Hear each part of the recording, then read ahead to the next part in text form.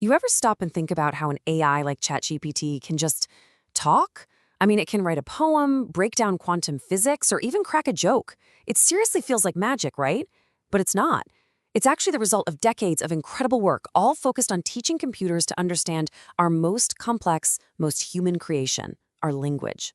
So let's dive in and unpack how this whole thing actually works. All right, so here's our game plan for this explainer. We're going to go on a little six-part journey. First, we'll tackle the fundamental challenge of language itself. Then we'll see how computers get text ready for analysis. After that, we'll uncover the secret to how they actually grasp meaning.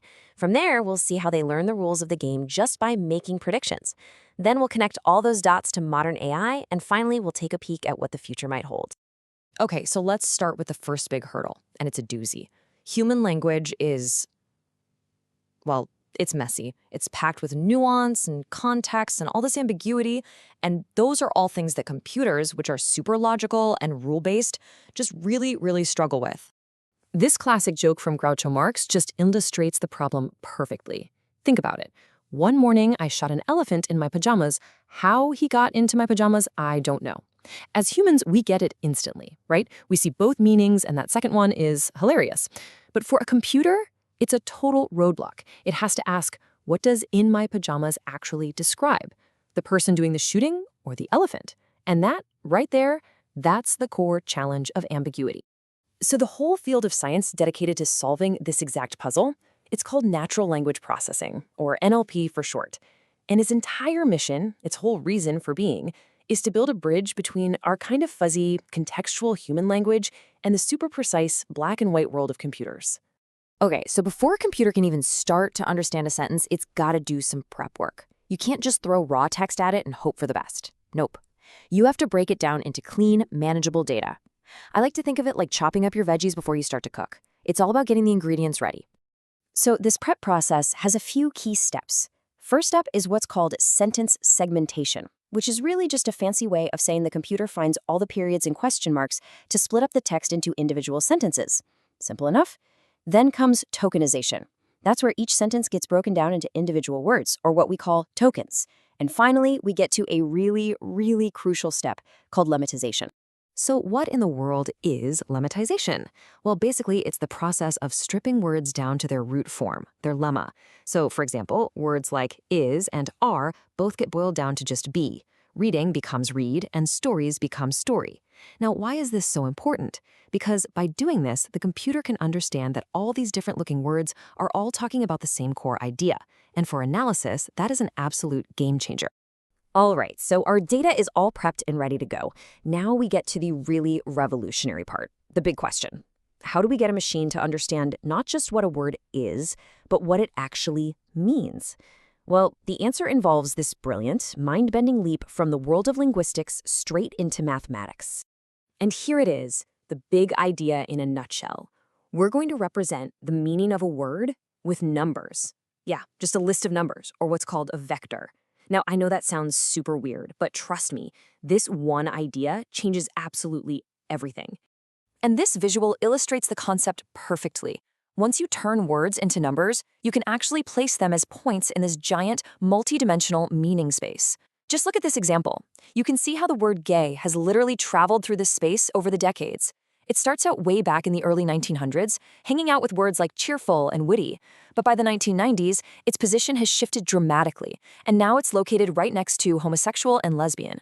We are literally watching the meaning of a word change, all through math. How cool is that?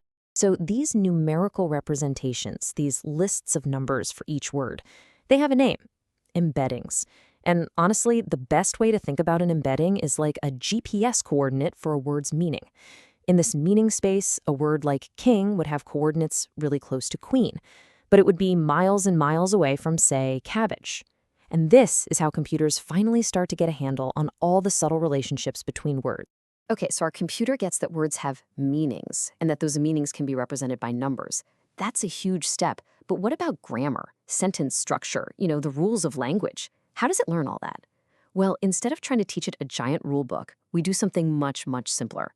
We teach it to do just one thing: predict the next word. Let's actually see this in action. Imagine we train a model on all of Shakespeare's works, but we only give it a one-word memory. It only knows what the previous word was. What does it produce? Well, it just spits out a random jumble of the most common words. As you can see, it is complete and utter gibberish. But now, watch what happens when we give it a two-word memory. Suddenly, it starts to form these little, plausible pairs of words like live king. It's not Shakespeare yet, not by a long shot, but it's a tiny step forward. It's starting to learn the connections. Now let's bump it up to a three-word memory. And look at that. Things are getting even better. The phrases are longer, they're more grammatically sound. I mean, the sadness of parting, as they say. That almost sounds like a real sentence you'd hear.